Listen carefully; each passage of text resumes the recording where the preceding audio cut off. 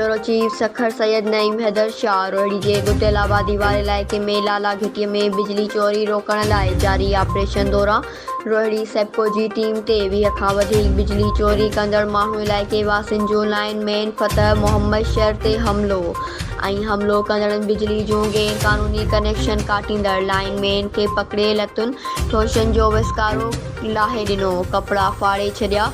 20 माण्हुनि जे ख़िलाफ़ SGO सेप्को रोहड़ी जे फ़रियाद ते रोहड़ी थाणे ते केस दाख़िल करायो वियो। ॿिए पासे रोहड़ी SDO जान मोहम्मद बुगटी जी फ़रियाद ते लाइनमैन फतेह मोहम्मद शेर ते हमलो कंदड़ जवाबदार जा नाला शेर पाओ सोलंकी, यासीन सोलंकी ऐं लालू सोलंकी समेत 17 नामालूम माण्हुनि ख़िलाफ़ रोहड़ी जे थाणे ते केस दाख़िल करायो वियो।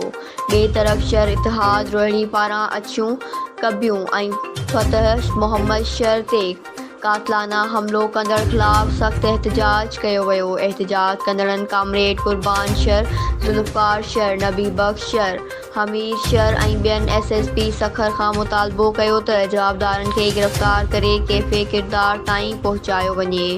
News Sindh express news Sukkur.